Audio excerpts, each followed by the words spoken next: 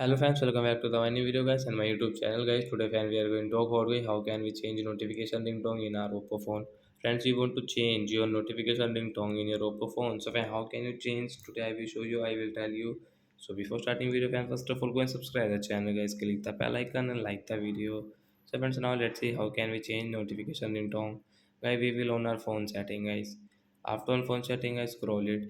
Friends, click on guys your phone sound and vibration setting. Guys, tap here, guys, sound and vibration.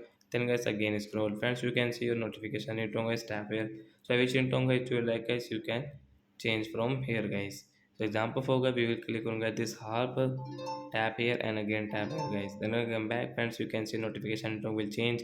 And guys, you want to increase your notification volume, you want to decrease, you can customize from here, increase and decrease. So like that guy we can change notification ringtone. So that's it guy, thanks for watching the video.